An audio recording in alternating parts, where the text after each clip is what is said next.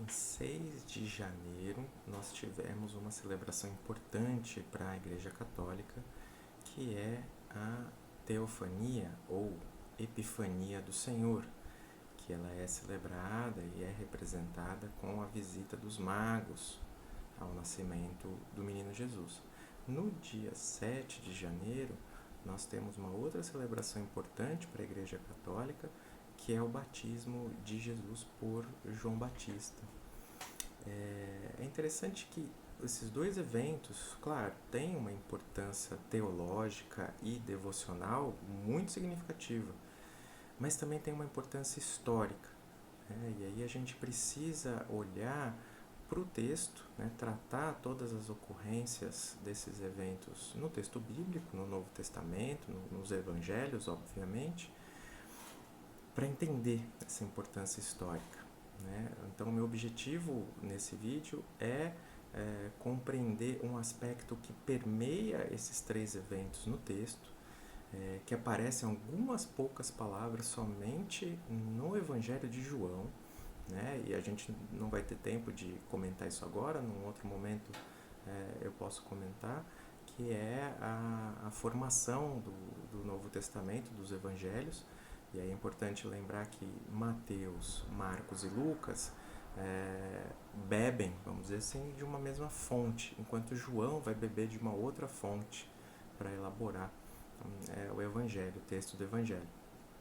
Então, só em João a gente vai encontrar as palavras de nosso interesse dentro desses eventos que eu estou comentando aqui. É essa que vai ser a grande sacada, que vai ser a grande leitura num breve exercício de análise histórica. Veja, vai parecer um pouco de exegese, mas não é meu objetivo fazer uma exegese, nem ter informação para isso.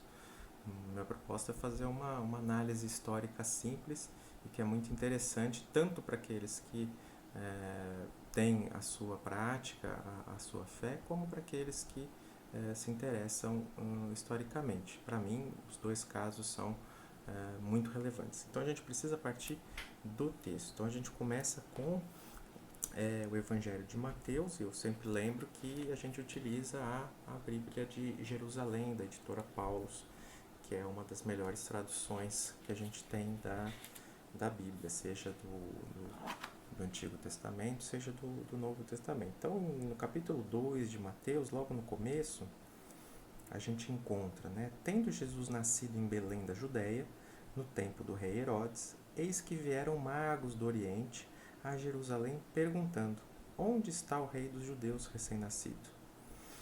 Com efeito, vimos sua estrela no seu surgir e viemos homenageá-lo. Então, essa é a passagem relevante para o dia 6 de janeiro, da celebração da Teofania ou da Epifania do Senhor com a visita dos magos do Oriente. Aí a gente vai para o capítulo 3 de Mateus, aproximadamente no versículo 13.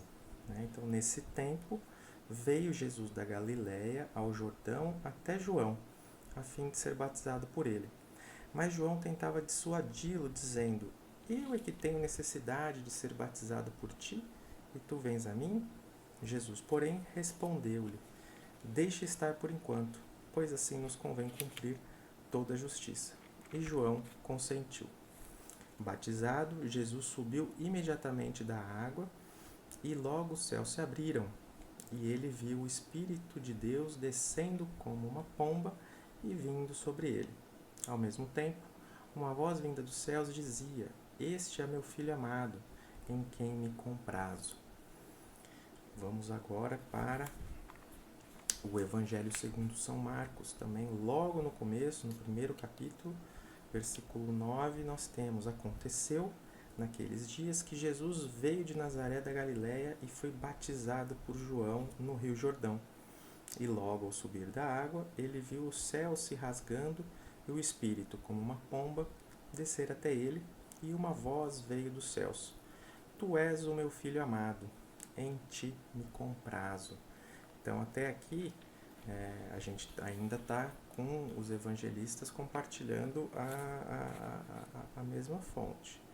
Em Lucas capítulo 3, por volta do versículo 21, a gente encontra: ora, tendo todo o povo recebido o batismo, e no momento em que Jesus, também batizado, achava-se em oração, o céu se abriu e o Espírito Santo desceu sobre ele em forma corporal, como pomba, e do céu veio uma voz: Tu és o meu filho, eu hoje te gerei. E aí a gente vai por fim para João, ainda na nossa tradução aqui na Bíblia de Jerusalém. E aí a gente tem no capítulo 1 de João um relato a partir da visão de João Batista, né?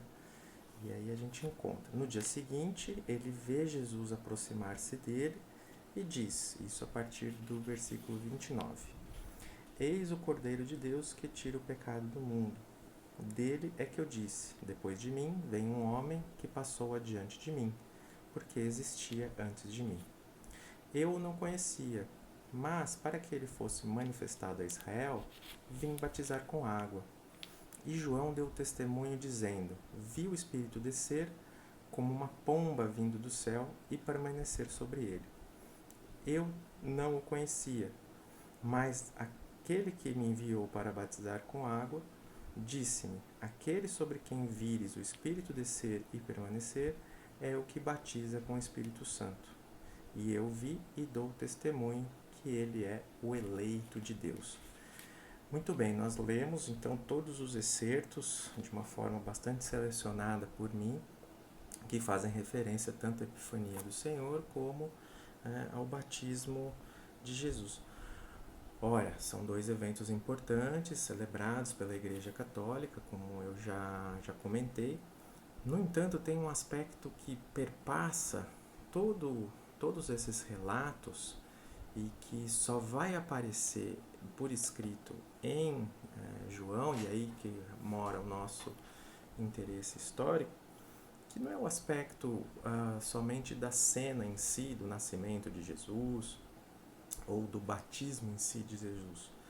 Porque a gente está muito acostumado, a nossa visão, a nossa mentalidade contemporânea está muito acostumada com as cenas desses grandes eventos em si. E justamente essas cenas, elas vão permear toda a liturgia, todo o ritual da igreja. Isso é muito comum, mas não só da igreja, mas de toda a cultura que a gente está acostumado. A gente está muito acostumado a ver as grandes cenas, os ápices dos eventos, de qualquer história, de qualquer narrativa. Mas o texto bíblico, ele não foi escrito na nossa época, em nossa época. Ele foi escrito há centenas de anos atrás, né? E o objetivo do texto bíblico, apesar de estar relacionado com a formação do cristianismo, o objetivo era outro, não é o mesmo, que a gente não era só contar uma história para impressionar as pessoas, né? O objetivo era testemunhar, dar evidência, né? E aqui nesses excertos nós temos uma prova, um elemento histórico muito interessante, que é justamente os testemunhos, né? Ou até as testemunhas de Jesus, se a gente pode falar dessa forma. Em primeiro lugar, não basta relatar o nascimento de Jesus, é preciso que esse nascimento seja testemunhado, né? Precisa ser algo evidente, visível aos olhos. E aí a estratégia, né, que os autores vão falar de Mateus é mencionar as visitas dos magos do Oriente. São muitas interpretações de que esses magos eles representam povos antigos, grandes impérios que vão prestar tributo ao novo Deus, né? Ou que eles eram especialistas em celebrar e reconhecer novos reis, e aí depois posteriormente na Idade Média é que vão atribuir o nome de reis magos, mas na verdade no texto bíblico não aparece a palavra rei, só essa palavra magos, do grego magoi, que na verdade a gente poderia tratar como sábios, como grandes estudiosos e que tem fundamento histórico nas culturas da região. E, além disso, depois, tudo que está envolvido com o batismo é testemunhado, sobretudo pelo Espírito Santo, na forma de luz, na forma de pomba, né? Isso a gente vai encontrar nos 3 primeiros, né? Mateus, Marcos e Lucas. E, por fim, em João, é o próprio João Batista que dá o testemunho e no texto aparece a palavra testemunho. Né? E nesse caso a gente está falando de uma palavra grega, né? da origem, né? Vamos dizer assim, a palavra mais bruta é martos, que significa testemunhar, que significa dar evidência, né? Mostrar. Né? E vejam, lá na última frase, né, no versículo 34 do capítulo 1, João Batista, né, atribuído a João Batista, a fala: eu vi e dou testemunho. Testemunho a gente já viu que é martos. Eu vi é eroaka do grego. Eroaka é ver, é o verbo ver, mas no sentido muito físico, experimentar presencialmente através da visão, experimentar corporalmente através da visão. Então ele estava lá presencialmente vendo o batismo de Jesus e o Espírito Santo descendo sobre ele. Por que tudo isso também é interessante, não só do ponto de vista teológico, mas também do ponto de vista histórico, justamente pelo caráter desse tipo de texto.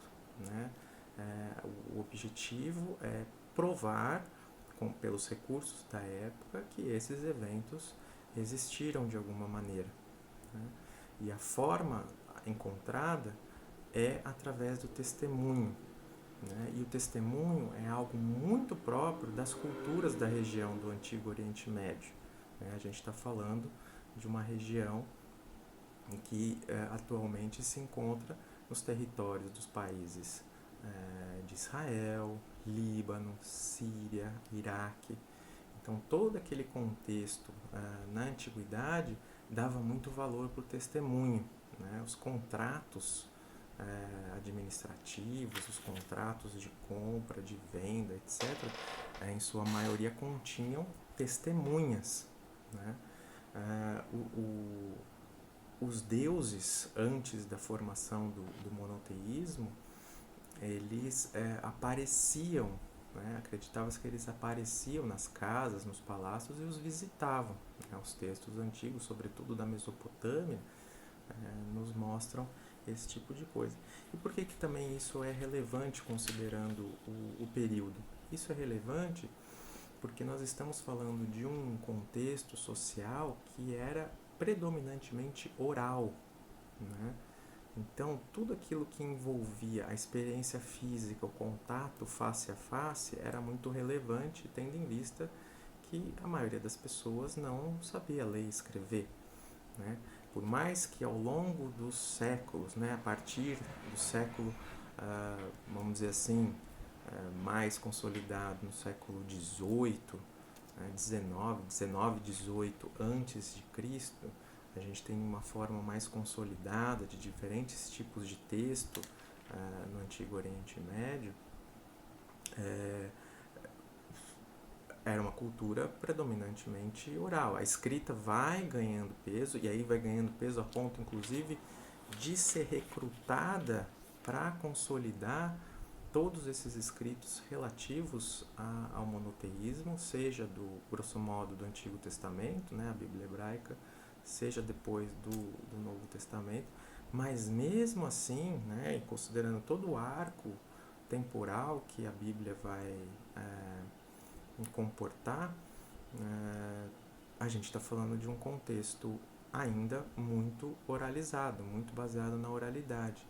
E, novamente, apesar de a escrita estar sendo consolidada e ser utilizada como meio de prova, como registro histórico, etc., a gente ainda encontra esses traços, né, como a importância do testemunho, da evidência, por ver, né, estar presente fisicamente para experimentar, para ver um evento acontecer. Tudo isso ainda está marcado nos textos, como nós podemos encontrar nesse breve exercício de análise histórica. Então, espero que vocês tenham gostado. Mandem um e-mail para mim com qualquer comentário, ou deixem um comentário aqui embaixo. Espero que vocês possam curtir e se inscrever no canal, e até a próxima.